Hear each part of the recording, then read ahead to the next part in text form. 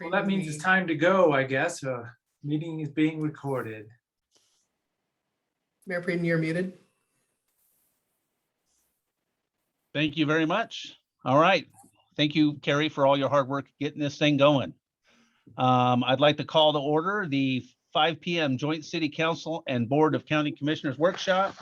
The first thing we need to do is the Pledge of Allegiance. Please, everybody stand and join me. I pledge allegiance To the flag of the United States of America and to the republic for which it stands, one nation, under God, indivisible, with liberty and justice for all. Thank you, everybody. I do have a flag in my office, so I'm actually looking at it sometimes. All right, the first thing we'll do is call to order our city council. But before we do that, I'd like to welcome everybody to this workshop. This is a workshop, so there won't be any public comment during this workshop. If you're not scheduled to speak, we would really appreciate it if you would mute yourself and turn off your video. It keeps the feed as small as possible to get to everybody's computers. So thank you very much. Now I'm going to call our roll call. Council President Conley. Present. Councilor Blum. Here. Councilor Ross. Here. Councilor Letts. Here. And I am Mayor Preden. I am here. Now I'm going to turn it over to the board chair of the commission, the county commission.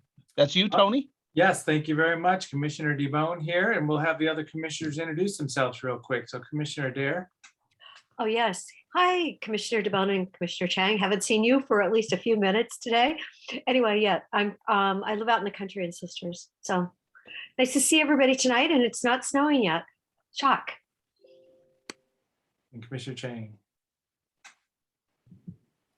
Hey everyone, County Commissioner Phil Chang. I'm the newest member of the commission, elected in November 2020. And how about a quick few notes from Nick Lilacs? He's our new county administrator also.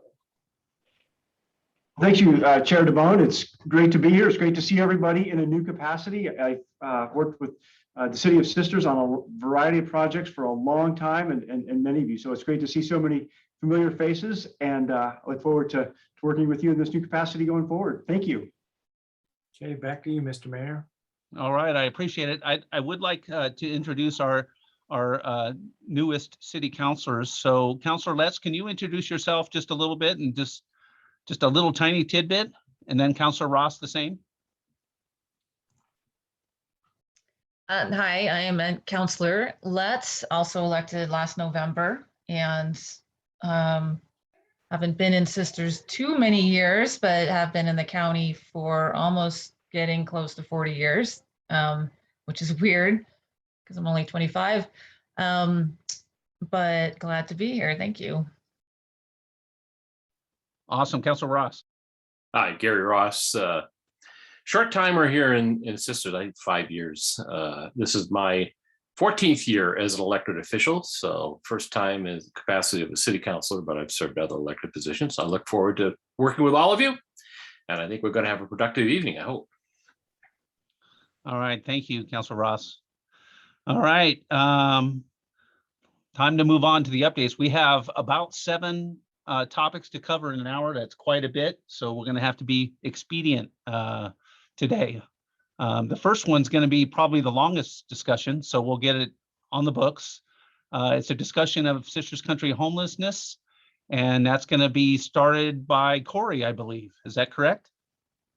Thanks, Mr. Mayor. Yeah, I just want to provide a little bit of background information very briefly, and then turn it over to a few guests that we have here tonight to speak to their experience working on the issue of houselessness in Sisters and working with those affected by houselessness, and also with interagency partners. We are not going to have time for volunteers and some others who I know dedicate a lot of time and energy to houselessness in Sisters Country to speak tonight, but some of them are on the call tonight. And I know that all of us do want to say thank you for the work you've done and the work you continue to do. So we're going to hear from Colleen, Ian, and Chad, and I'll let them each introduce themselves and their role and their agency when they provide a brief overview in terms of what they've seen, in the last year or so in terms of houselessness in Sisters Country. So we've allocated 3 to 5 minutes for each of them, again, to speak to their experience. And then we have about 10 to 15 minutes of question and answer and discussion on the topic slated. So I know I've worked very closely with all 3 of them, and in particular with Colleen Thomas and Katie DeVito and Molly as well from the county. So Colleen, do you mind starting us off? Sure. Thank you, Corey, and good evening, council members and commission. My name is Colleen Thomas. I am the Homeless Services Coordinator for Deschutes County Health Services. And I'm here today to just kind of talk about some of the work that we have been able to provide, mainly some outreach to folks experiencing houselessness in Sisters Country. So I'm actually going to go ahead and share my screen if that's okay. See if I'm not very tech savvy, folks, so bear with me here. We wish you good luck. Thank you. I need it. All right. Hopefully y'all can see that. It started. It hasn't got here yet, but there it is. Okay. Hopefully it goes into presentation mode so you can see it bigger, but okay, so again, just as some background in regards to Deschutes County Health Services and our homeless services team. That team consists of myself and my colleague, Katie DeVito, who's also here on the call. Let me see if it's going to let me go into presentation mode. So I just wanted to kind of provide, again, just a brief overview. So we at Deschutes County Health Services, our focus is really to provide that direct street outreach to folks that are experiencing literal homelessness. And part of that work is to be able to meet folks where they're at, and whether that is at their encampments, local drop-in centers, in other parts of Deschutes County, libraries, and just kind of wherever folks feel most comfortable. Our goal, again, is to be able to provide that direct street outreach, rapport building, connection to services, and ensure that folks are feeling safe where they are in the community. A lot of that work is case management and connecting folks to those resources. As you can see, we've been providing more focused outreach to the Sisters Country over the last several months, when we have been lucky enough to expand our team and bring Katie on to do some of that direct street outreach. We've partnered with, and you'll hear from Ian later, but Forest Service to provide some of that direct outreach to Sisters Country on Forest Service lands.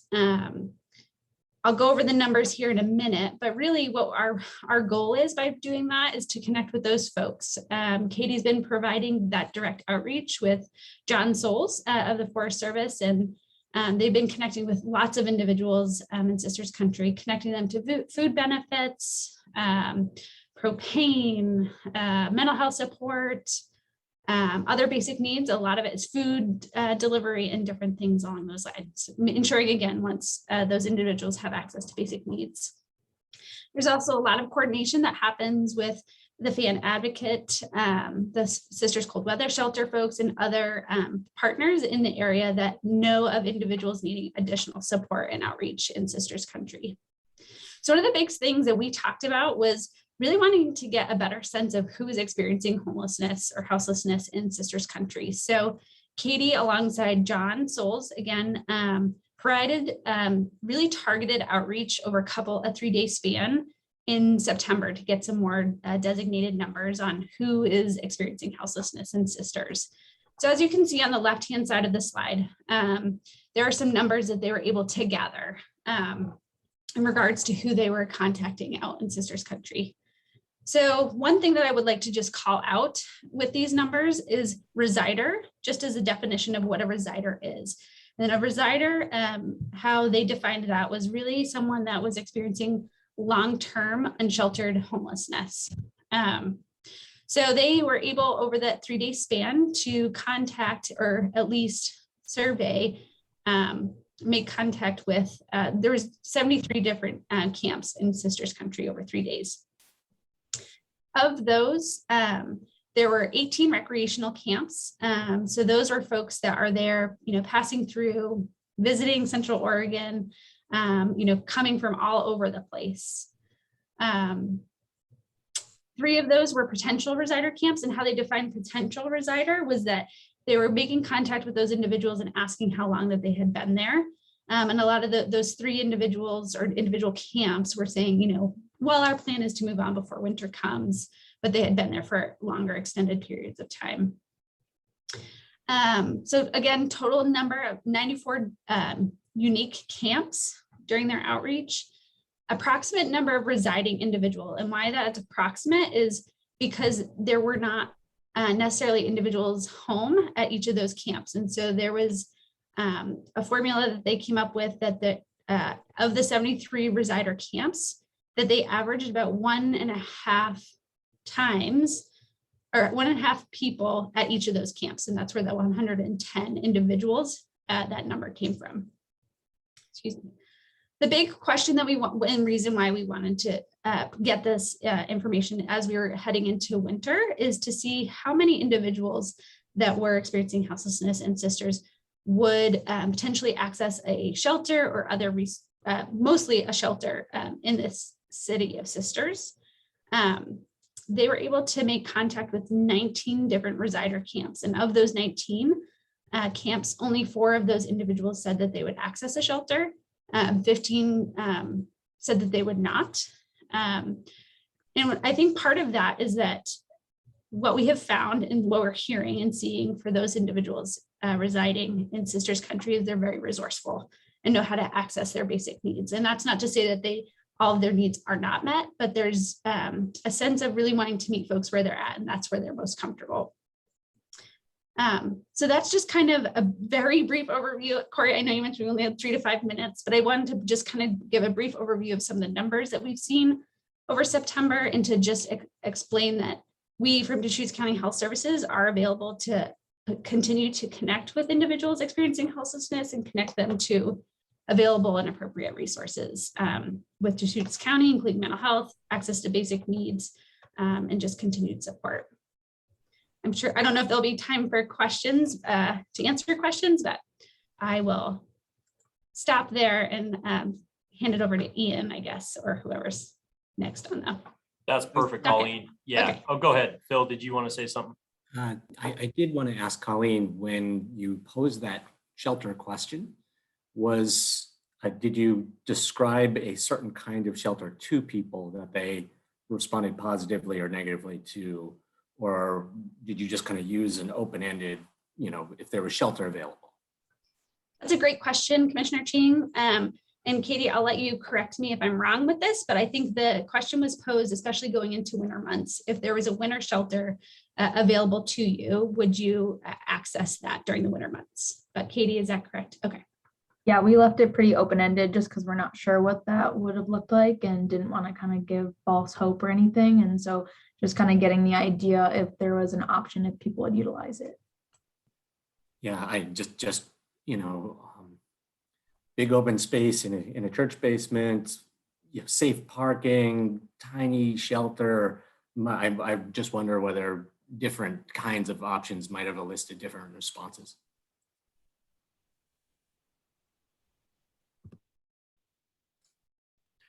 Ian, do you mind piggybacking off what Colleen shared and the partnership and sort of even the size and scope of the territory around Sisters Country, and just everything that you and your law enforcement officers are seeing and hearing and interacting with in the National Forest around Sisters? Sure. Yep. Happy to do that, Corey. So hopefully everybody can hear me okay. Good evening, Sisters City Council and Deschutes County Commission and other staff. I'm Ian Reed. I'm the district ranger here in Sisters for the Deschutes National Forest. I've been here 4 years. And so, Colleen, thanks for kicking that off. And also a shout out to the Sisters Houseless Networking Group that meets monthly. And so a lot of the folks on this call are on those monthly calls. And then there's a large cohort of kind of other volunteer, faith-based and service-based organizations that also participate in that. So, and Katie, thanks to you for going out with Officer Souls and collecting the data there. That was super helpful. So I think, for us, like Corey mentioned, I think all of those camps that were reported were on Deschutes National Forest, Sisters Ranger District. Maybe a couple of them were on BLM jurisdiction, but I believe all of them, or most of them anyways, were on our jurisdiction. And so the Sisters Ranger District is about 325,000 acres. And most of the camps are concentrated fairly close to town, within 5 miles. And I think there's a reason for that. And partially that's just accessibility to services. And so part of our mission as a public land management agency is recreation. And a lot of this camping is like Colleen pointed out, is what we consider non-recreational camping. And our sociologists and social scientists, one of them, Dr. Lee Cerventi, she just published a paper that kind of goes over some of the complex issues with non-recreational camping on public lands. And she kind of divides the campers up into different groups. And we see those same types of groups fall out in the campers in Sisters country. So that, there's folks who have, severe mental or drug dependencies, PTSD issues, folks who are, it's called boondocking. It's just kind of a form of retirement to be nomadic, and actually are more affluent. And then folks who are gainfully employed in the community, which a lot of the campers that we talk to are, they just can't afford housing. So quite a few of the camps are either employed part-time or full-time inside the city of Sisters. So a lot of the complaints we get, besides just exceeding the stay limit, a lot of the complaints are around trash, resource damage, human waste. That's a common complaint. And then fire risk. We do heavily patrols of the camps during fire season, and there is a really pretty high compliance to our fire restrictions around campfires. Certainly, there's a threat there, and a perceived threat for sure. I think, a lot of the other calls we get, I would say, the ranger station here, we probably get half a dozen to a dozen calls a week on long-term camps, and they're in typical areas, kind of the same places every time generally. But a lot of the concerns are about trash and just kind of a feeling of perception that it's not safe to go there because those camps have been there so long. Some of them are dogs, and then just kind of like the overstaying the limit. Public lands are supposed to be inclusive, and when somebody kind of stay, and open to everybody, open access, and then when folks kind of stay there long term, it almost becomes like an exclusive use or an exclusive right. So that's kind of what we're seeing. We work really closely with Deschutes County Sheriff's Office, the city, and then the health services. I think we do have the Officer Souls. He covers a large geographic area, much larger than the Sisters Ranger District, and a lot of his focus is on high profile, assisting with major crimes or felonies, and so it's really challenging for us, like I'm sure you've heard, to really do a lot of enforcement around citing and then trespassing folks from public lands. It's not in our purview to do that, and that would take like a federal magistrate to be able to do that. So and I'm not sure if that's the solution anyways. So I think I'm going to pause there and just maybe kick it over to Lieutenant Davis, unless there's questions. Thanks, Ian. Hey, Chad. Yeah, obviously, if you could speak a little bit too, as it relates to your position and the added deputy capacity in the city of Sisters and for Sisters country, and speak a little bit both to, in the city and outside the city, and some of the extra lengths that I know you and your team go to on this topic. Yeah, so my name is Chad Davis. I'm a lieutenant here with the Sheriff's Office, City of Sisters. And just kind of piggybacking what Ian had to say, we have daily contact with our houseless population because they are coming into and out of the city for work, for supplies and whatnot. We also get calls for service out at some of these camps. All of these camps are outside the city, but we're usually the closest law enforcement available. So we tend to respond out there. And, we're just dealing with a lot of folks that are going through rough times, drug, alcohol, mental health issues, and obviously looking for housing. And like Ian said, a lot of the folks that we encounter are working in the Sisters area. And so, we do have daily contact. We try to make referrals with the Houseless Networking Group. They've developed handouts. And so we've been printing off additional copies of those, handing them out, trying to get people connected to FAN and to, our food distribution, whether it's through Wellhouse Market or the Kiwanis Food Bank.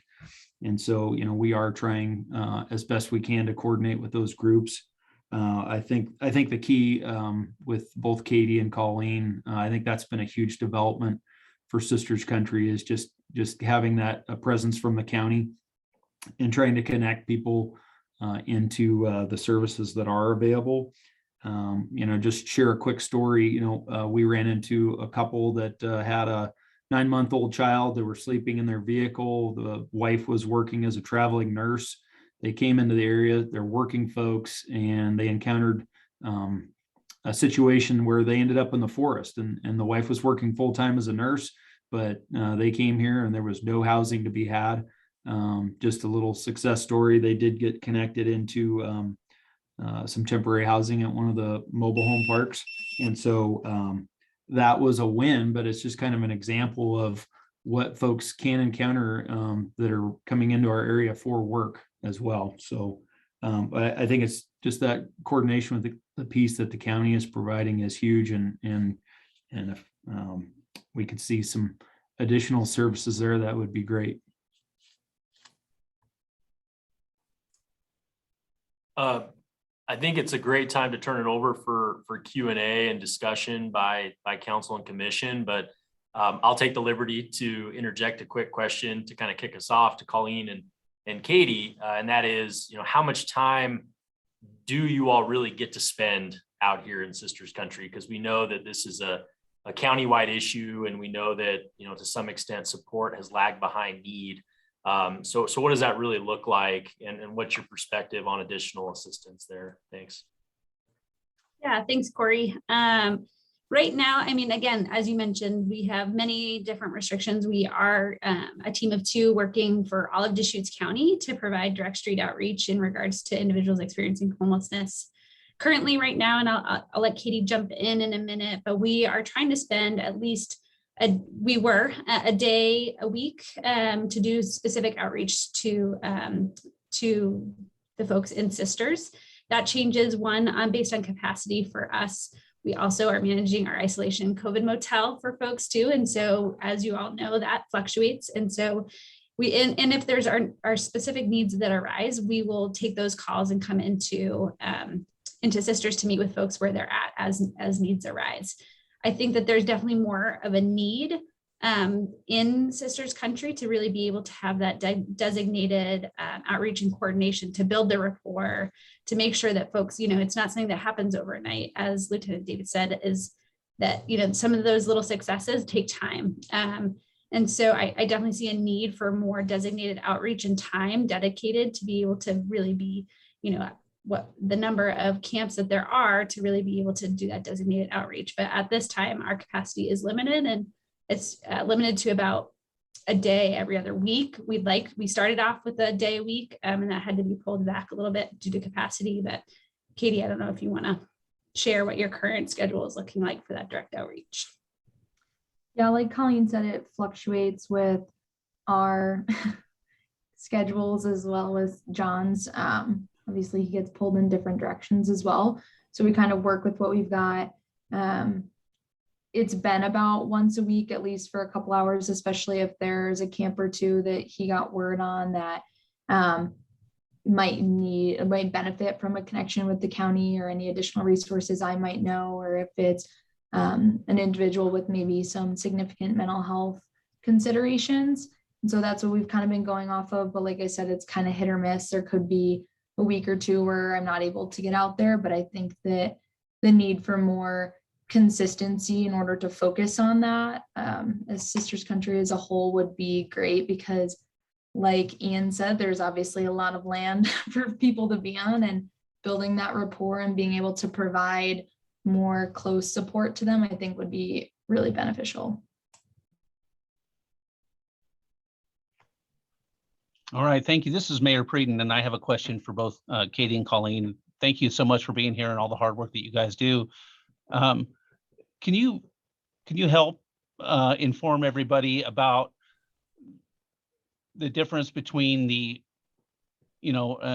urban houselessness situation and what I consider, many of us consider here in this area, a rural houselessness situation where it's quite different, where the outreach is, the perception to me is that the outreach is much harder because people are so spread out like that. So can you talk to that effect a little bit, please? Yeah, thank you, Mayor. I think you hit the nail on the head. As with rural, in the unincorporated, counties of Deschutes County, it takes a lot more time and it takes more designated outreach because the space in between camps is a lot more. And there's a reason for that. From my experience in doing this for the last 8 years, is the individuals that I have come in contact with Sisters Country or in our South County of La Pine, there's a reason that they are more remote, not wanting to be very in close contact with others.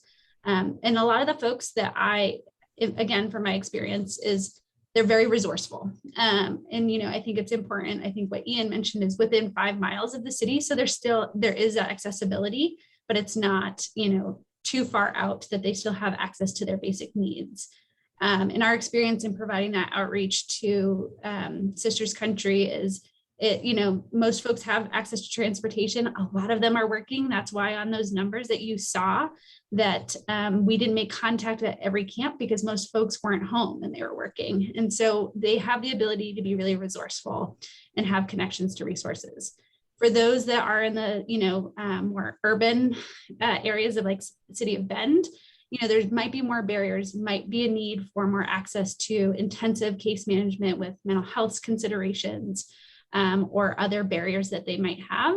And there is more of a congregation and closeness in the more urban settings that, and there's reasons for that. But I think, again, when we look out into our unincorporated areas of Deschutes County, it's because there is a sense of more resourcefulness and know how to get needs met, but that there's still a need for trash, just like any other basic need that you would have.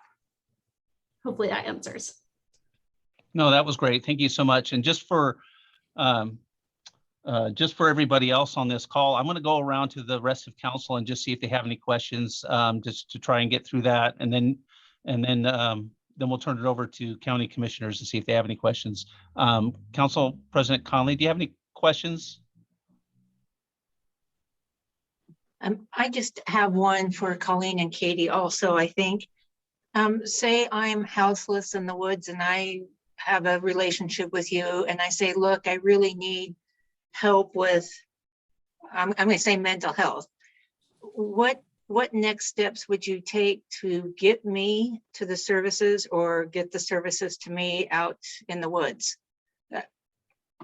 Yeah, great question. That's our focus. We are staff of the Behavioral Health Department of Deschutes County, and the grant that supports Katie's position is to work with individuals that have severe and persistent mental illness or substance use disorders that are experiencing literal homelessness. So our process for that is to really see what are the barriers to accessing services, what are the current circumstances in which that individual may be wanting to access services.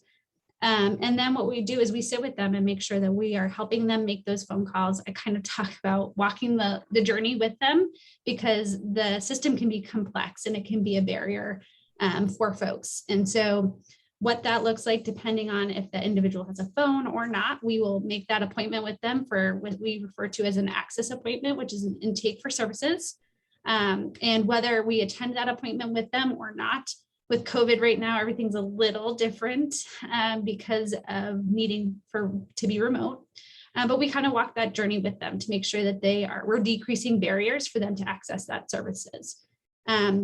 If they are able to come into services, then we will help arrange transportation for that. There are times, again, COVID restrictions depending, that we would even be able to come out to that individual, pick them up and bring them to their appointments to ensure that they have access to that mental health support. Do you have any case studies in the Sisters area where you've helped someone transition, if they wanted to, into a different living situation? Or it's one and done, you help them and they continue to live in the forest? I think I understand your question. Are you saying that, like, are we following individuals, or is it just like, yeah, so we will, of course, provide as much support to an individual as needed, as they, whatever their circumstances may be. We have individuals that have been enrolled in our services since I've been doing this for 8 years, that have been clients of ours that are continuing to experience homelessness. And we continue to provide weekly, daily outreach to some of those individuals. So it's not the case of we just make that referral and connection and then just walk away. We really want to make sure that there's a warm handoff if that is appropriate for that individual, or we continue to walk that journey with them to make sure that they have as much support as they need. It sounds like you all need more support too. More feet on the ground in the woods. All right, thank you. Thank you. All right, Counselor Les, do you have anything you'd like to ask real quick? No, nothing specific, just interesting presentation, and I appreciate everybody's work on this. All right, I agree. Counselor Ross? I think that for me, it was enlightening. I've been kind of mulling a number of different things over in conversations and thoughts, and the idea of coordinated assistance, all groups working together, determining what the most important need is for each individual. It's going to be different depending on them. And you answer the question I kind of have, which is how much support is there at the county? And I appreciate the support we've received. It makes me a little nervous to know that Katie's on soft money, a grant. And so I think that we're going to need to think about this whole issue and how we try to increase the outreach and what the resources are going to have to be to do that in terms of monetarily and other things. And that's all I have for right now. I think there'll be more thoughts and discussion later, but at this point, that's where I'm at. Excellent. I totally agree with you, Counselor Ross. Counselor Blum?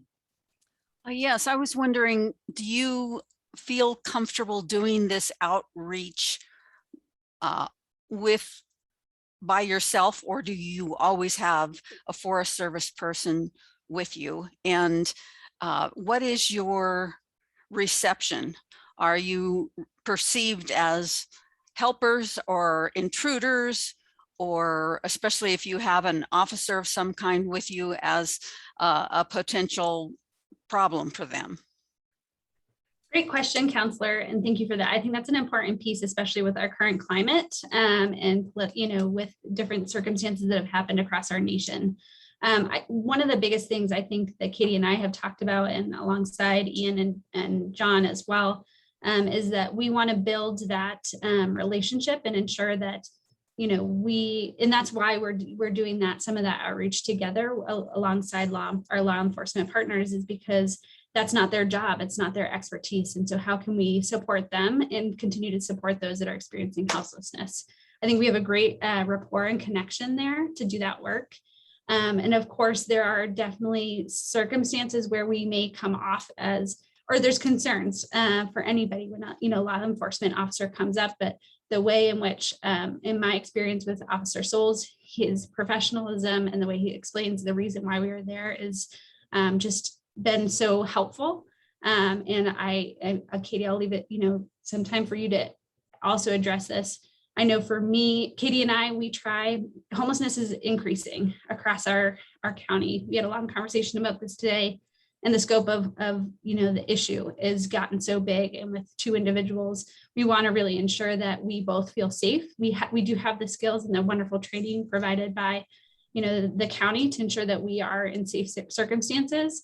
but the scope is so big. And so that's where we really want to see an increase in capacity for us to be able to provide collaborative outreach, whether that's with law enforcement or not. There aren't circumstances I could say that we have felt uncomfortable, whether it was myself by myself in Sisters Country going out to do outreach, or Katie and I together, or with a law enforcement officer. We have been really fortunate in that case. So to answer your question, Counselor, I don't think safety is an issue. That is something that is on our top of our list, and we have great relationships with that and want to be really sensitive to the fact that it can be alarming for some individuals when a law enforcement in uniform is showing up, and that we're hopefully there to help bridge that gap. Katie, I don't know if you have anything to add, but. No, I think you hit the nail on the head. And as for kind of our people receptive when we're out at the camps, it's been pretty much a pretty smooth across the board that yes, everyone has been receptive. It can take a little bit. I mean, if I'm just knocking on your door, hey, do you need anything? People are like, well, what can you provide for me? And so then I kind of go through that. And a big response we get is from folks of like, no, I have a full-time job. I can get the resources I need, but that's really awesome and cool. You guys are out doing that. Because I know there are folks out on the forest and Sisters that aren't able to maybe get all of their resources met or connect to different services that would be helpful. And so it's definitely been a very positive response across the board. I also was wondering, you said that you've been connecting with some of these people for 8 years or different, homeless camps. In the Sisters area, do you see people that find housing, that find help that they need, end up in a more stable situation? Or do they mostly, is it helping people stay where they are, but in, getting services where they are? Or do you see more people moving in as people move out? Is it a constant, or is it population, or is it rising, or do you have any sense of that? I think it's a combination. I think what we see, there definitely are those success stories, as Lieutenant Davis mentioned. That's of course our goal, is to make sure that individuals, whatever their long-term goals are being met. And that's where we come from, a person-centered approach. From the county's perspective, is we are working with those individuals on that individual basis to make sure what are your goals? Is your goal to maintain isolated? Then we want to make sure that you have access to your basic needs, but we're going to continue to bring up that conversation of what is your next step? This isn't a long-term solution. So there definitely are circumstances where there are successes of getting people into housing. We also have been hearing quite a bit lately that people are moving out of area because even though they have full-time work, that they are unable to find or afford housing in Central Oregon. And so people, we right now have a great opportunity with an emergency housing choice voucher program with partnership with Housing Works. And those are additional housing vouchers that we're trying to connect as many people to housing as possible. And those vouchers are portable, meaning they can go to other counties. And that's what we're seeing an increase of people receiving those vouchers, but not being able to utilize them in our area because housing costs are so astronomical. So I know Katie's working with a family currently in Sisters Country, single father with 2 kids, that has one of those vouchers, and just being able to potentially find housing for that is really difficult. So again, when we talk about homelessness and houselessness, it's not a blanket statement, and it's definitely a case-by-case situation, but we are continuing to try to make sure that those individuals are having access to whatever their next steps may be. All right. Thank you, Councilor Blum. Commissioner DeBonne, you want to field questions for your people? Thank you. Sure, yeah, just looking at the time, so we're at 40 minutes Yeah. in right now, so we'll be careful here, but yeah, Commissioner Adair. Oh, I just wanted to ask Ian, I think about 2 months ago, I talked to you, you talked to your person out and you gave me a count of 180. So I'm wondering, does that mean people are already hopefully leaving? And then honestly, the word tonight has been like resourceful. Well, it was 29 degrees below zero on January of 2014, 7 years ago. And I remember reading that a couple driving home from a restaurant actually froze to death in Sisters. I'm worried that if we haven't really had that cold of weather for, what is it, 7 years? And can the homeless people, Colleen, do you think they can really survive if it's 29 below? The people in the car clearly weren't able to, from what I've read lately. Cold is 7 times more deadly for homelessness than heat. So those were just some of my thoughts. Colleen, do they have a capacity to be able to survive 29 below? Yes, I would say, of course, 29 below, I was driving to work yesterday and it was 26, not 29 below, but it was 26 degrees. We were hitting that already in October, below freezing. And I, by no means am saying that, when it meets that level below freezing or 29 below, that these individuals wouldn't change their mentality and say, yeah, I need to come in. That I think at that point we would be beyond a crisis mode and would really just need a lot more coordinated efforts to make sure that we're bringing people in, because at that point it is unsafe. I think the projections are we're going to have a pretty rough winter. But so that's why the work and the importance of doing that directed outreach right now to ensure people have access to basic needs and the resources that they do need in case it got to that point. But if we saw winter coming with those kind of temperatures, I think that there would be a crisis situation where we would want to be a lot more directed to make sure that folks are getting in and accessing those resources that would be available in town, not at their camps. No, that's what I was thinking. That's what I was worrying about. And, if it is, I remember November 13th, a couple of years ago, we had 24 inches of snow, and it was not projected. And all of a sudden it's 24 inches. So yeah, the weather department is not always 100% on. So we've all got to be resourceful. Commissioner Chang. I don't have any questions. I would say that we've heard a very powerful story tonight about a whole lot of people living out on the fringes, and there being a whole lot of opportunities to move those people to a better place. And I would like us to spend some time talking about what we can actually do about this issue. Clearly, there is a need for more staff capacity, at the county or somewhere else, to do outreach, to build relationships with people, to gather information, to understand what their needs are. And then when we understand what their needs are, there may be a real need to develop services and facilities to address those needs, to, again, help people get on the right track. Hearing just now that there are a number of people taking emergency housing vouchers, HUD emergency housing vouchers, and leaving our community, taking our vouchers and leaving our community because there's no place for them to use their vouchers, is really frustrating and disappointing to me. Thank you very much. Some of the thoughts I have is we really just need to aim for that zero functional homelessness, build for zero. You hear these terminologies, and being able to get folks rotating through. So there's people out in the forest that, possibly want a better situation. And hopefully we could just, find that opportunity at some point. We've been underbuilt, we are underbuilt in Central Oregon, maybe the West Coast of the United States of America. You just think about the building boom and bust cycles that we're dealing with. So a lot of apartments are coming on right now.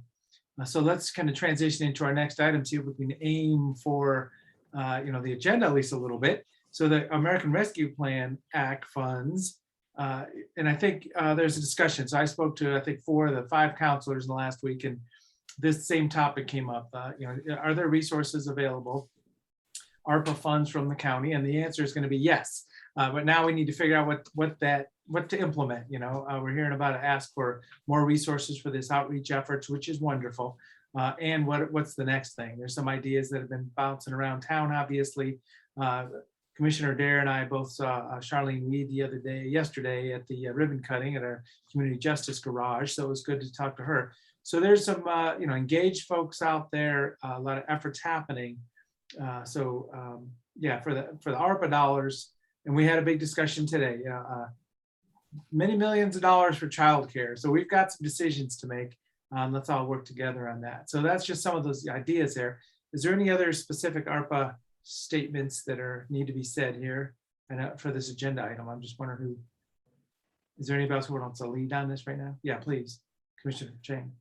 I don't want to lead on it, but as I had a chance to speak to a number of sisters residents and a few of the counselors this week as well. And one of the things that was really important that sort of came up in discussions of ARPA was for the sisters community to understand what ARPA requests have actually come in from sisters.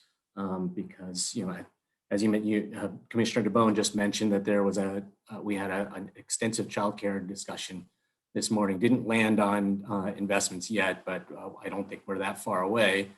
That included a partnership between a group called Revillage and the Sisters Area Park and Rec District, for a project in Sisters. We've had a couple of proposals, affordable housing focused proposals from Sisters, and we've had a number of ideas float up around homeless facilities from Sisters, and there's probably more, but I think it'd be helpful for people to just understand that there are a number of ARPA requests that have come in that I would believe would be of interest to the Sisters Council.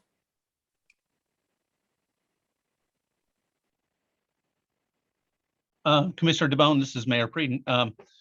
I can assure you that we've been talking about this particular part of the overall picture as a city, a community, and a council about not only the ones that we've heard about, but other possible solutions. And I can assure you that we'll probably, after this meeting with all these agenda items, we'll have a much better idea about what we're thinking as a council might be some of the best solutions. So I can assure you that things are forthcoming.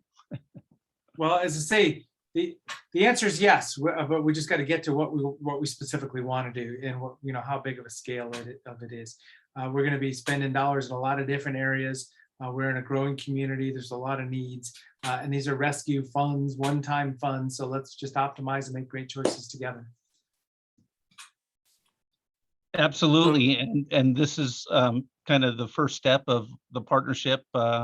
This year, things have been a little choppy because of COVID. There's no doubt about that, but we're looking forward to working with you guys on some really good solutions. And like I said, you're going to be hearing more about those really soon. So thank you.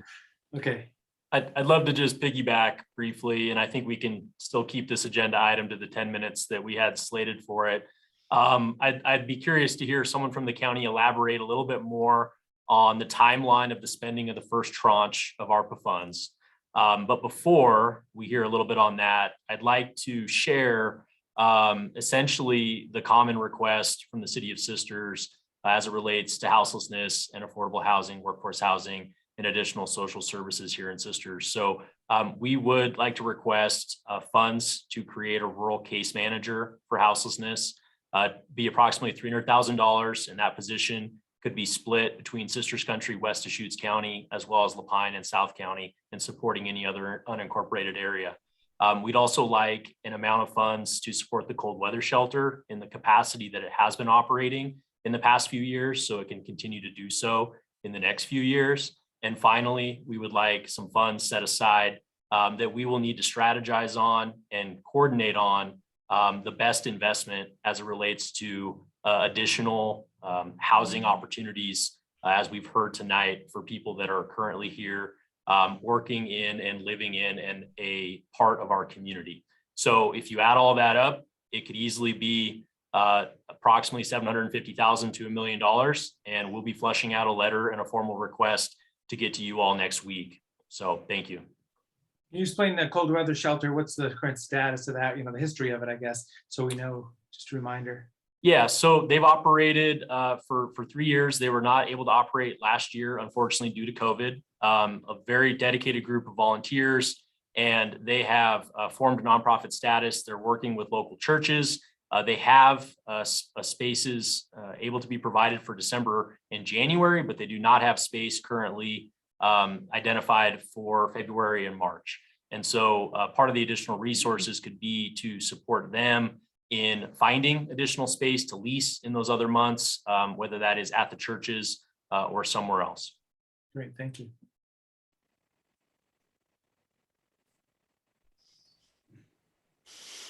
All right. All right, how's that for that? Does that close up the ARPA? All right, thanks.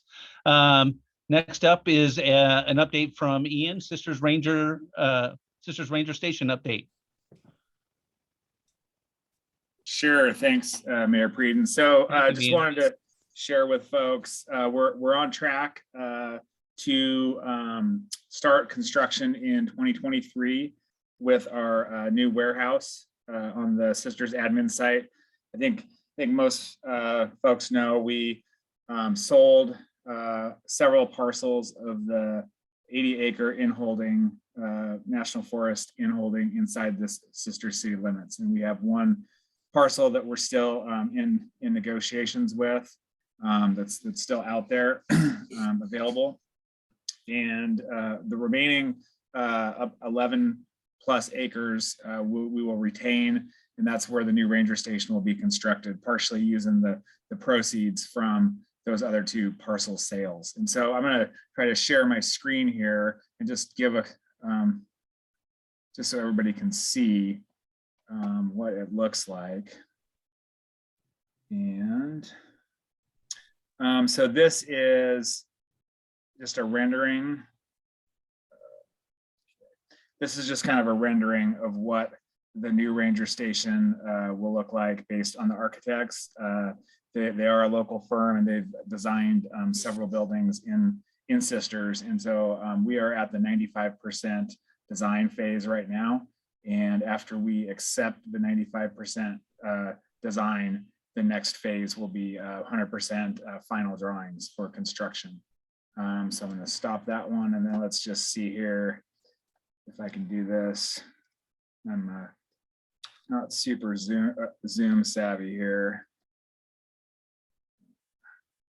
Let's see, sorry, I'm just we'll disregard that. I wanted to just kind of show how the layout goes. Basically, where the current ranger station is at the corner of Highway 20 and Pine Street, that will be decommissioned, and that will be a parking area for the public.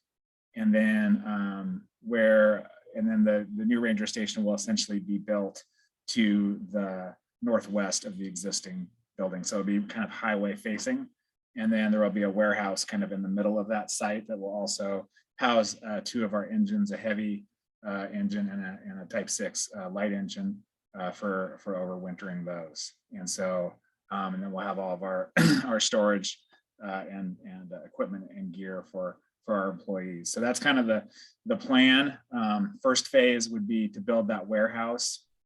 That would occur starting as soon as next year, 2023. I know we've been working with both the county and the city on plans and permits in those departments. And then the plan would be to do phase 2, which would be the new station in 2024. And then the final phase would be decommissioning the existing station and building the parking area kind of there on the corner of Pine and Highway 20. I think that's kind of it in a nutshell. We do, our goal is to, Sisters, the Forest Service has been in Sisters for, I think before the city was incorporated, and our intent is certainly to be here for the next 75 years and beyond with a strong presence with our fire response and also our visitor information services. We prior to the pandemic, we had over 10,000 calls and walk-in visitors at our front desk. So see a lot of traffic, and looking forward to getting this project that's been going for a long time kind of to cross the finish line. Time for any questions or? All right, yeah, thanks, Ian. I'm just gonna, instead of going around the room, that takes too much time. If anybody has any questions, please jump in now. Councilor Connolly? Thank you. You're talking about your new layout. What will happen for your seasonal workforce? Where will they be living? And do you have plans for that? And your 10 months on, 2 months off employees, where will they be? Yeah, great question. We actually are going to retain our government quarters. We are keeping those. One of the buildings is currently condemned and it's going to go away. And then we have another building that we kind of use as office space for our engine captains and hand crew captains. And they'll all be, everybody will be together under one roof in the new building. Fire won't be spread out in 2 separate buildings. So we'll have the opportunity to convert that building potentially into another housing or keep it for some other purpose. So, but we will kind of retain our current housing model with 3 government quarters to be used for seasonal employees. Thank you. And Nancy took one of my questions. My second one is that I understand that you're getting, as the rest of us, extra funding and hopefully and more for facilities, which I know is rare for you guys. Will that help speed up the process? Because I know a lot of the process was tangled up in the sale of property to fund the building of the new facilities. So will this new money be put towards speeding up this process?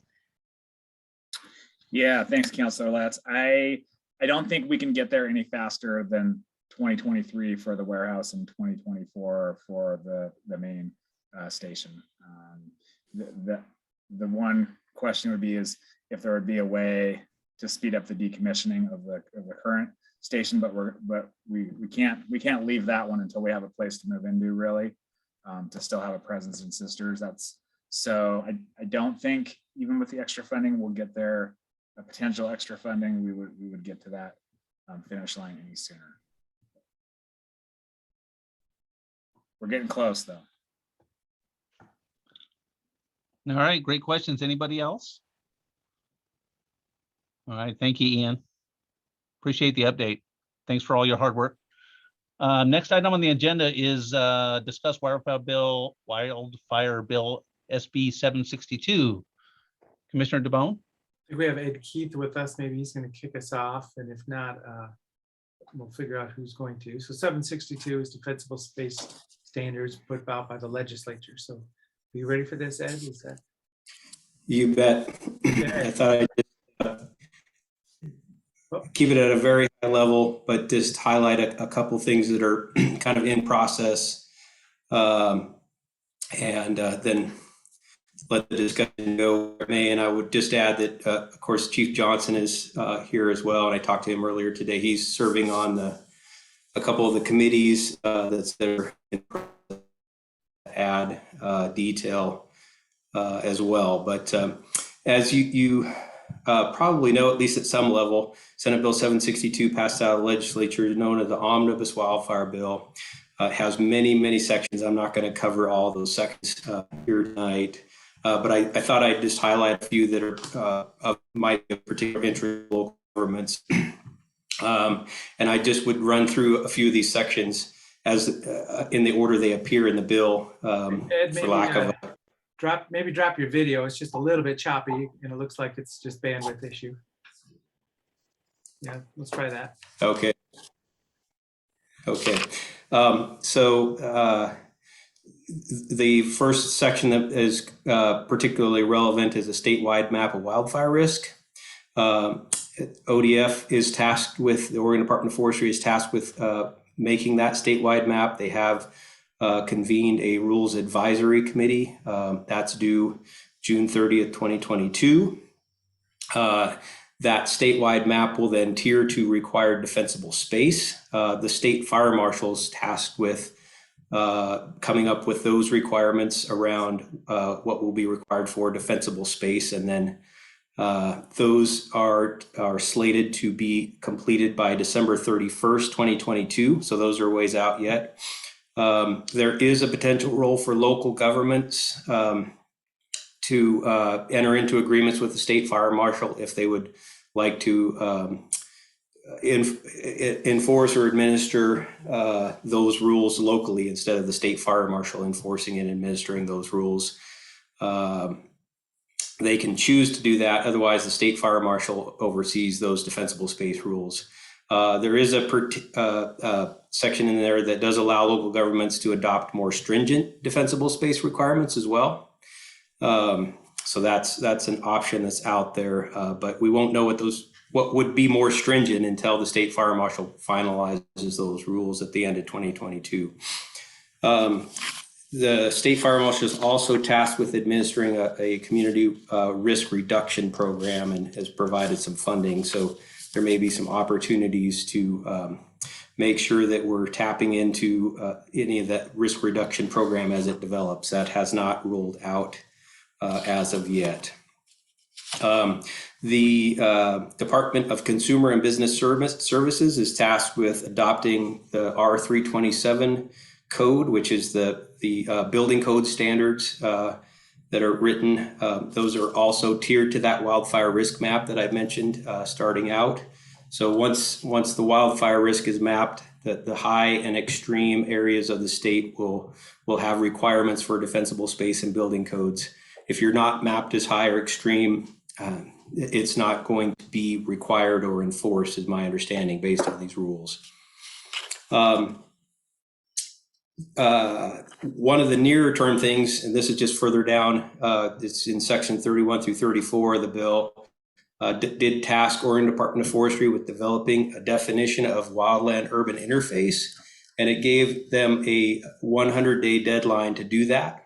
So they have written that definition. It's been out for public hearing. That happened in September and is due to be adopted here in the next couple of weeks. It's supposed to be submitted to the Secretary of State on October 22nd after it's approved by the Board of Forestry. I don't know the date for that meeting yet. It hasn't been posted on the Oregon Department of Forestry's website, but it's slated to be somewhere between October 18th and 22nd when that 100-day deadline kicks in. So that definition is out there, and then that will tier to the map. So all those requirements are dependent on being inside the wildland urban interface, and then being rated as a risk rating of either high or extreme. So that's kind of the overview of some of the things that are in process. And like I say, a lot of those are not set, except for the WUI definition, which is set to be finalized here in the next week or so. A lot of these other things are sort of unknown as far as exactly where they may apply until such time as those rules committees start to finalize the administrative rules. And I would expect that to be in the spring. Right now, Oregon Department of Forestry is forecasting that the public hearings for those administrative rules would take place in April and then be adopted in June. And that June is a hard deadline set by the legislature. So with that was my kind of overview. I can certainly answer any questions, or Chief Johnson, as I mentioned, is also here. So quick question, as commissioners, we always think of the rural and fire hazards. So I'm thinking we're sitting here with a city council, small footprint city, with fire danger possible. Are these rules, defensible space requirements, are going to be enforceable in kind of denser small towns like this, inside the city? They could potentially be. It would have to be determined that an area of Sisters would rate out as high or extreme and be mapped as wildland urban interface. And if those two things happen, all or part, it's supposed to be mapped down to the tax lot level. That was in the bill. So down to that level of detail will come clear in June. But it's the legislature did put a provision in there to say that no particular classification of land could just outright be excluded. So whether it be agriculture land or land within a city or a particular zoning, nobody gets a free pass. It's going to be based on that risk layer that's being determined. And then for the counselors to understand, we've had a risk classification. I don't know if I'm getting the terminology right, but we basically had a county-wide rating of high fire risk for years, but it hasn't meant the same. Now the definitions are being defined a little tighter. And if we have rules like enforced defensible space requirements by rule, then it means a lot more, because before it was just best practices. You know, the best practices to clean the needles out of the gutter, the best practices to have 3 to 5 feet totally clear around your house. Now, if there's rules that are required to do that, that changes the dynamics. If I'm getting it right. And Roger will be able to let us know. Any comments, Roger? Commissioner and Council, I think you have that right, Commissioner DeBone. There is a lot of work still to be done in the risk mapping and in the rules committees. We're meeting every 2 weeks for 4 hours at a time, working through these rules and implementation. We're scheduled to work. I think the map has to be complete by June 30th. So there's still a lot of work to be done on that. Great. Thank you. Any other questions? Comments? I just wanted to add, well, we've talked a lot about kind of the regulatory dimensions of SB 762. I just wanted people to know that SB 762 also came with tens of millions of dollars to accomplish fuel reduction in high hazard areas across Oregon. We will see a $21 million landscape scale fuels reduction program roll out in the next few months. And then there's also, the state is also creating something called the Oregon Conservation Corps, which will basically, create a body of young people who are geared up and trained to go out and help accomplish fuels reduction work. My understanding is primarily on private land holdings. So, supporting landowners and homeowners in getting that work done. And at least for the first year, it will be state funded. So I don't know if landowners will have to pay any kind of cost share to get that service. So the governor's wildfire package, which got rolled into this omnibus bill, really has a lot of targeted support for communities to get fuels reduction done. Thank you. Great. Do any counselors have any questions?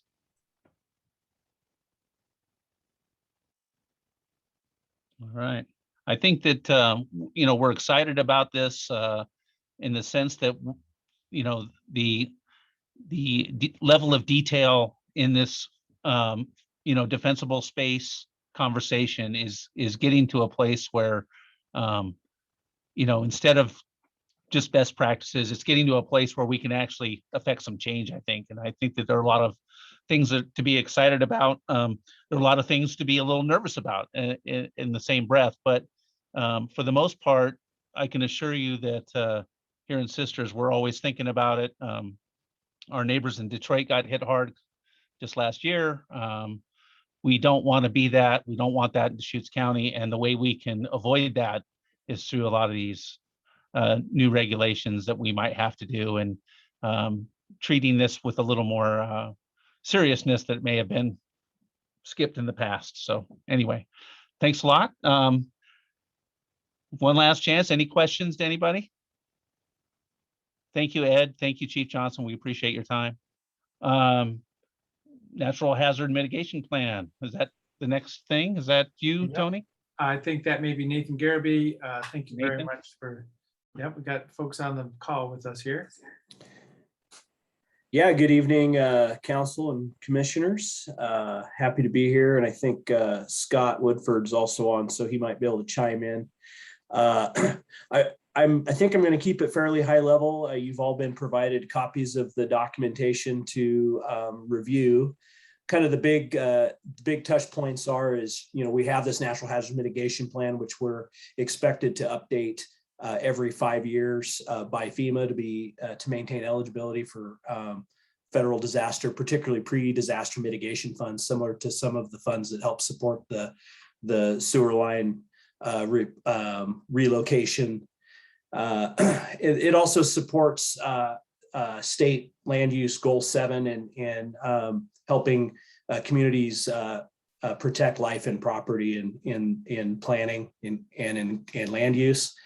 And then really, but the most functional part of this is it helps communities kind of have some say in how we mitigate risk and are aware of risk in our community. And so our process this year, we were delayed pretty significantly getting the funding in line to start the project and a number of other things, but we accelerated all year. We kicked it off in January, I believe, and was able to get the update to OEM and FEMA in July, and they gave us what's called APA, or approval pending adoption letter, in September.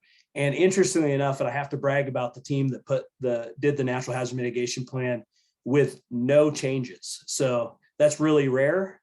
Usually they find a few things to kick it back and ask us to fix, but they made no recommendations or requested any changes. So right now, as far as FEMA and OEM are concerned, the plan is good, and it just needs to be adopted by the governing bodies of the 4 cities and the county.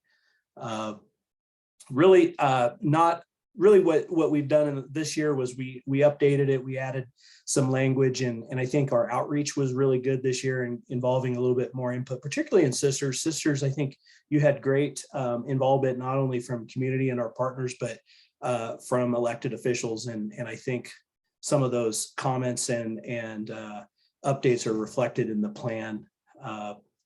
But yeah, we do need to have adoption, particularly for the city of Sisters in Deschutes County. I think November 2nd is our hard deadline. And ideally a week or so before that. And that's to maintain compliance with an exception letter granted by FEMA for the sewer line hazard mitigation project. So with that, Scott, I'll kind of give you an opportunity to say something if you would like, and answer any questions. Thanks, Nathan. I just add that there was a steering committee locally that helped inform the plan that was consisted of, I think Ian Reed was on that, Chief Johnson, Public Works Director Paul Britannia, and others. And we had a work session with the council to help provide their input as well. So we're proposing to adopt our addendum, our Sisters addendum of this larger county plan tonight at our regular meeting after this. But if there are any questions from the council, I would take advantage of Nathan's presence right now, especially technical questions that you might have in case he doesn't stick around for our regular meeting. So kind of question from Commissioner here. So when we think of the natural hazard mitigation plan, the 2 items that I think of are fire and snow melt. Are those kind of the big ones? And there could be other stuff too, but those are the, snow melt events. And I've experienced it in Sun River where the conditions are right and it's just flowing, water's flowing and flooding because of the frozen ground, but also fire. Any thoughts on that, Nathan? Yeah, those are the big things. Yeah, both City of Sisters risk matrix and the county fire, winter storm, and windstorm are the top 3. Yeah.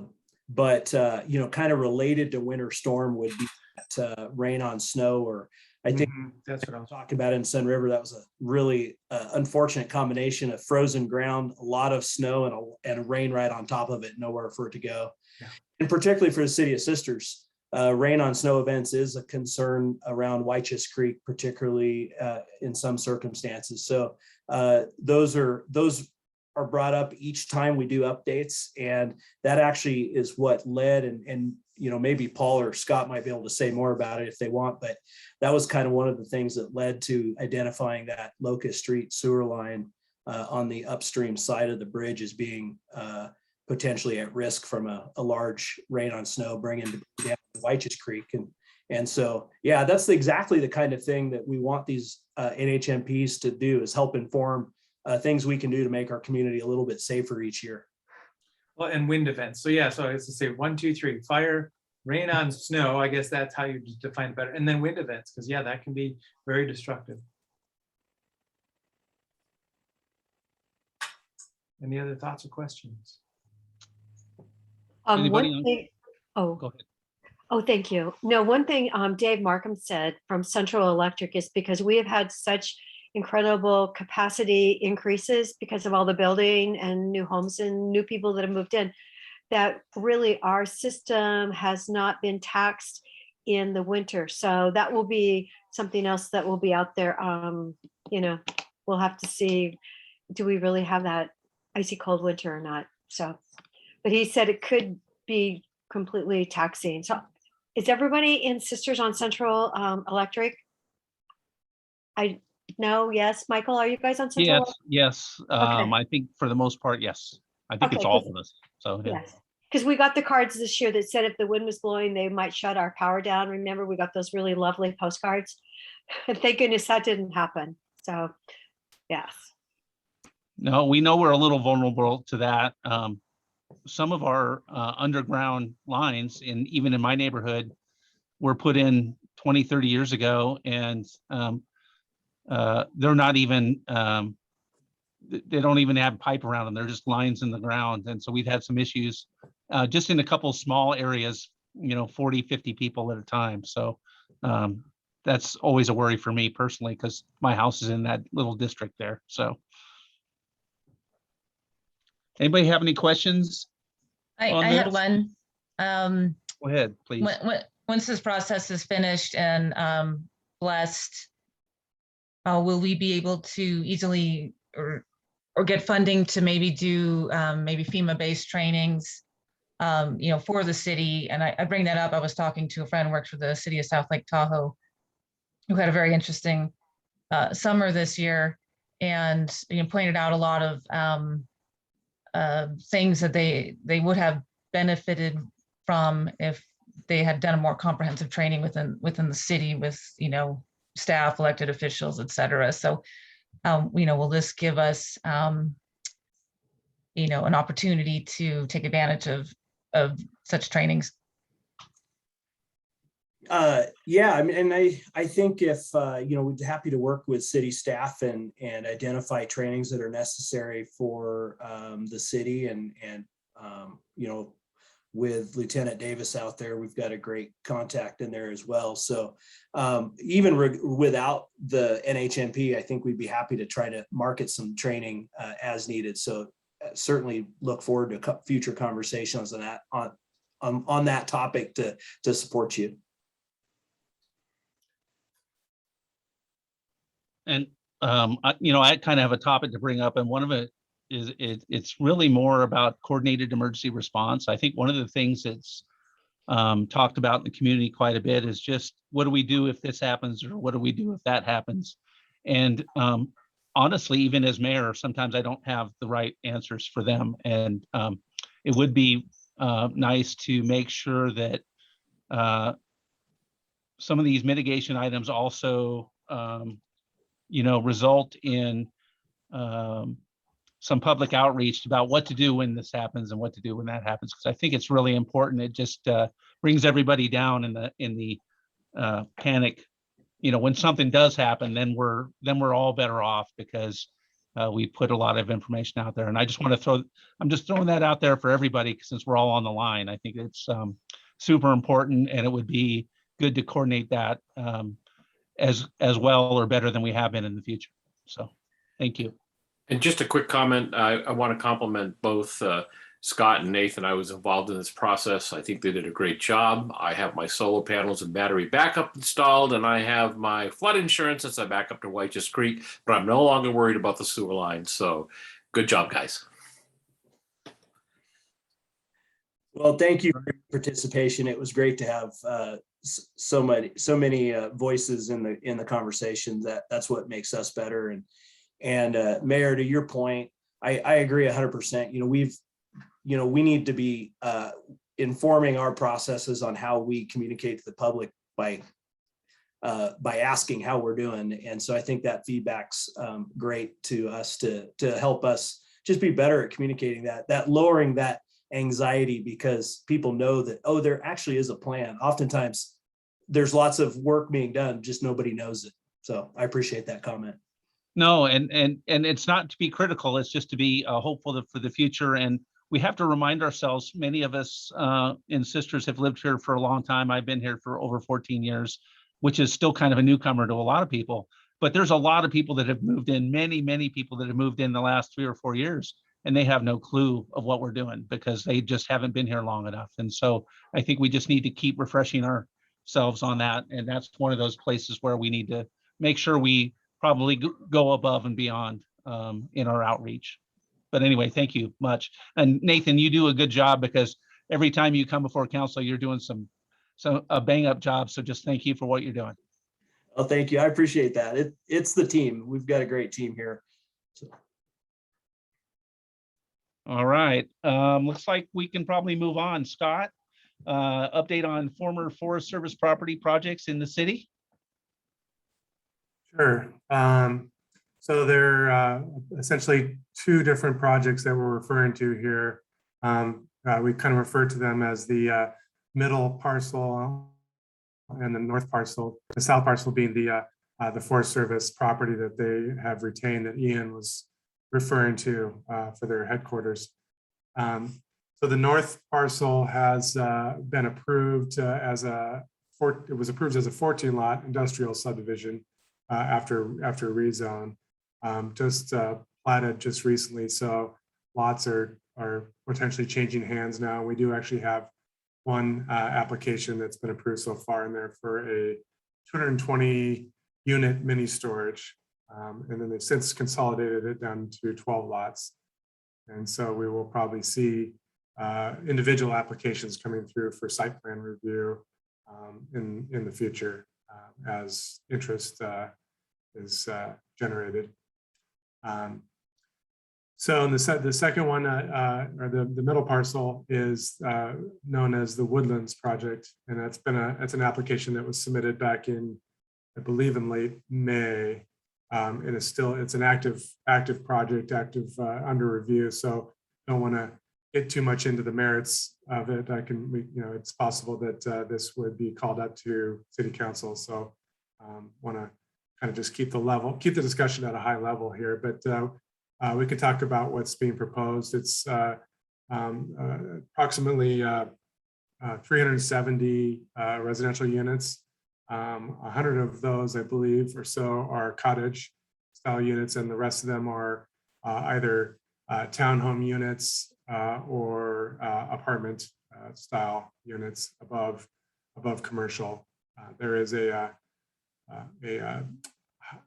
downtown commercial zone portion that fronts Highway 20 that would provide a little mixed use underneath the apartments, and then there's a section of North Sister Business Park Zone properties along Barclay that would be more of the service commercial element to the project that would provide a buffer from Barclay and industrial lots to the north to the residential part. There is a large open space component to it, 2.3 acres that are proposed to be dedicated to the city for future use of parks or recreation type uses. Lots of walking paths, cottage units centered around open space. They have taken a lot of steps to survey all the mature trees in the area to make sure that they're building around as many of them as they can, especially the largest ones. They've taken great effort there. I think that's about all I think I can offer as high level summary right now. Are there any questions related to those projects? I just add that it's scheduled to go to Planning Commission here in November. All right, if anybody has any questions, please just jump in there.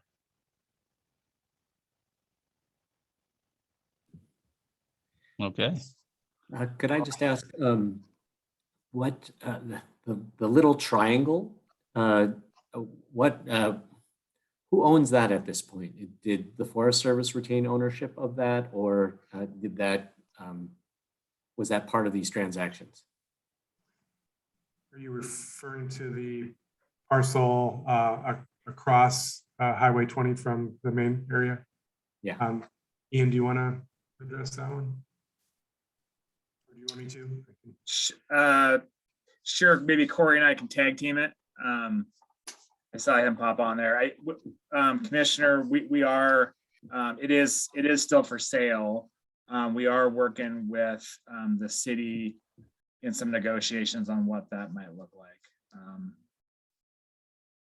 Thank you. Yeah, and we've received a grant from ODOT to do some master planning, preliminary master planning on that property, but it's contingent on a purchase option or acquisition of the land. So yeah, we've been working on it for several years, Forest Service and ODOT and city in coordination, and we're hoping to finally break through for the city to acquire that property. I'll say in the next 6 months, hopefully. And Commissioner Chang, this is Mayor Praden. Just so you know, we call it the East Portal property is what the quasi-official name is of that piece of land. I knew that at some point, but I had forgotten. I actually worked many, many years ago with the City of Sisters on a Oregon Park and Recreation grant application to buy that piece of property. So glad to hear it's still moving. All right, anybody questions for Scott, or Scott, you want to move on to the next topic? Comprehensive plan update? Sure. As most of you know, we spent the last year going through a comprehensive update of our comprehensive plan. And just recently, council adopted it at the end of September. Now it's been forwarded to the state for their acknowledgement, and we're feeling pretty confident that'll happen. We did just wanted to give a shout out to Nick that he was a participant on our stakeholder advisory committee, and we really welcomed his input through that process, and felt that our policies and document was much better because of that participation. So thank you, Nick. So the next steps in the process are to what we call consider efficiency measures. We had our housing needs analysis determined that we need 1,100 housing units to meet our population estimate for 2040, the planning horizon for the comprehensive plan. So the first, we don't necessarily have a whole lot of land within our existing community to accommodate the required units as currently zoned.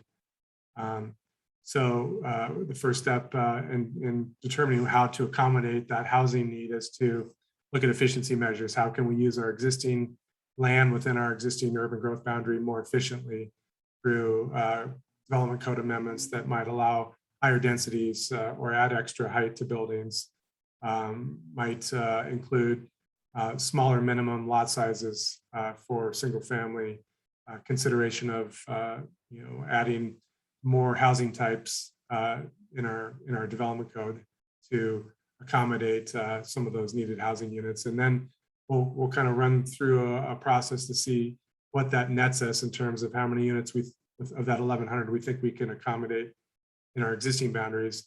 And if there's leftover units that we can't accommodate, then we'll consider urban growth boundary amendments, which could be on the order of 0 to 100 acres, as determined by the studies that we did during the the comprehensive plan update. So we anticipate that first step will probably take 6 months to a year to kind of thoroughly go through that process. We know that the public is going to be very interested in that process because it has potential impacts on character and traffic and density. So we're going to be careful about how we go through that process. But at the end of that, the county could be involved again if we determine we need to process an urban growth boundary amendment. Yeah, any questions I can answer on that? Thank you, Scott. Anybody on council have any questions or comments? The one thing I would say is thank you, Scott, and the rest of staff. I mean, and the committees and the stakeholder committee, that was a big thing to do, that comprehensive. So thank you for all your hard work on that. Any county commissioners have any questions for Scott? Thank you for the updates. It's good to hear. A lot of progress happening. So Scott, I do have a question. You said the range for the UGB expansion could be from 0 to 100 acres. Where do you think it might land in your professional opinion? Yeah. Wow. You already told you. Yeah, I think Scott knows better than to dive into that one. Well, I see what's happened in Sisters. Wasn't the town like 500 for a long, long time? And now we're like, it's 3,000. I mean, it's still wonderful and I love it, but just taking in 100 acres could be a lot though, couldn't it? I just describe it as it's everything we do is going to be a balance between preserving community character, infill, meeting our housing needs, our urban forests. So we just have a lot of things to balance, and we're looking to have a very public process to go through that discussion to see where it lands at the end. And I just can't predict it. I know there's forces on both sides that would advocate for the 0 and some for the 100. But where we end up is a very tough answer to provide right now until we go through that process. Scott, can you just share the good news from the state we got last week and the work that's going to be getting going in January to help move us closer to determining what that number is actually going to be? Sure. Yeah. There's a lot of housing. There's a lot of money at the state level right now for doing housing implementation and other types of projects or processes that stimulate housing.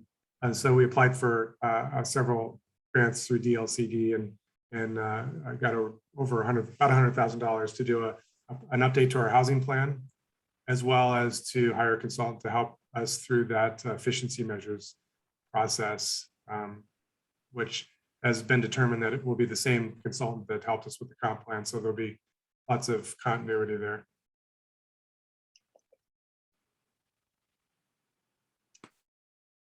So that should get going here fairly soon, within the next couple months. No, that's great news. Thank you, Scott. Anybody on council have any questions for Scott? Okay. All right. Thanks, Scott. All right, we do have a last item of other business, which is if anybody has any news they want to share.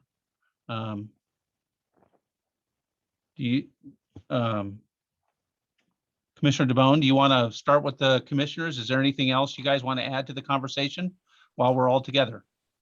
Well, yeah, there's a question there. Does anybody have anything other business? It's been a long day for us. We've started and stopped a meeting a couple times. So, yeah.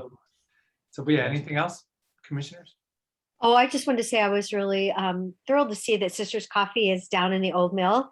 I went by to welcome them to downtown Bend because, it's one of my favorite coffee places. So anyway, nice to see they keep continuing to reach out, and it's in Deschutes County. Great.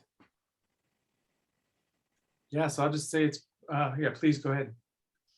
I was just gonna say, it's good to see everybody. Good meeting tonight. So I was gonna start wrapping up. Go ahead, Commissioner Chang. I did, Evelyn is here with the winter warming shelter team, and during the discussion of homelessness issues, we didn't have a chance to hear from her. And if we have a couple of minutes, I would love to just hear a little bit of perspective from the folks who are directly providing services to people who are experiencing homelessness in the Sisters area. Mr. Mayor, if you want to give them a few moments. It's not standard, but if I suppose we could give a minute, or so, please do. Let's have a hello from Evelyn. Hello, everyone. Can you hear There me? we go. Hello. Hi, my name is Evelyn Bellotti Bush, and I am one of the co-chairs for Sisters Cold Weather Shelter.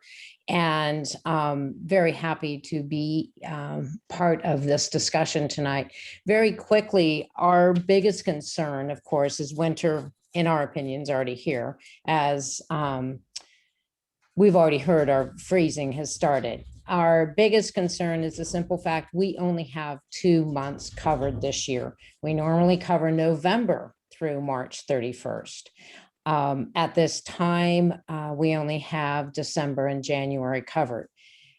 We are always looking for buildings willing to open up for us, for our shelter, for that 5 p.m. to 7 a.m. time. And we have actually asked the county to possibly use their building that they have. I just call it over by our post office. I don't know the official name of it. And we have talked to Park and Rec about using their facility. And we have also even asked our city to use the city hall. And so we are actively looking for shelter for our houseless individuals who do need it for November, which is right around the corner, and February and March, definitely February, knowing that that's when we also get a lot of snow. We are hoping that the county will be able to help us out in any way they could. And thank you again for the city to have the Sisters Cold Weather presented at this meeting, and hopefully we will come up with great solutions with some of the ARP money. Thank you. Thanks for joining us this evening and listening to our whole meeting. I guess you're here the whole time. Right. Yes, Thank you sir. so much. Does anybody on council want to speak? Give me a thumbs up or no. Go ahead, Andrea. You just muted yourself. There you go. On another matter, I wanted to point out something to the county commission that Patty is probably well aware of already, and that is that it sounds like we're going to be in dire need of a new pharmacy in the community. And our Bi-Mart pharmacy is scheduled to be closed down, and it's by far the biggest pharmacy in this community, which leaves us with the small one that's in the Ray's grocery store. And I don't know that you have any pull with Mosaic Medical or anybody, anybody, but keep your eyes and ears open for us, because it's to let it happen naturally, I think would take a number of years. So if you have any space out at your health building out by the high school where we could start up a little pharmacy or something, we would appreciate any ideas that you guys have. That's just a problem that's creeped up here very quickly. So do you have confirmation that, so Walgreens isn't going to contract in the pharmacy of the Bi-Mart? Because I'm thinking that's what I heard. So the towns that had a Walgreens pharmacy, they were going to remove them from Bi-Mart, but the ones that didn't, they would keep them in there. I read that Sisters is not included. I heard Prineville's going to be able to have their Walmart's going to move in the Bi-Mart in a couple locations, but Sisters is not one of them. I spoke with the Sisters Bi-Mart directly to the store manager and a couple of people in the pharmacy. They've already moved people that they could out onto the work floor. And Walgreens has no intention of providing services in Sisters, which really is going to be a disadvantage to our senior population. And the very topic we had to start today with, our houseless population. A lot of folks aren't going to be able to make it to Redmond or Bend to get their medical supplies. And with the post office slowing down delivery, that's not a good option either. So I want to echo what Andrea said. Thank you for bringing it up, Andrea.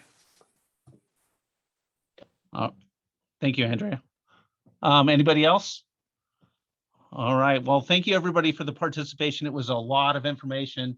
We have about 20 minutes before our regular city council meeting, so we'll take that opportunity to take a little break. But I want to thank the commissioners for being here and all of our participants. It always feels like we don't do this enough, but it's hard enough. We have a hard enough time getting together as often as we do. So it's always that balance, right? But thank you for being here, and I'll adjourn the meeting, but thank you again. Thank you. Have a great night, everybody. Take care.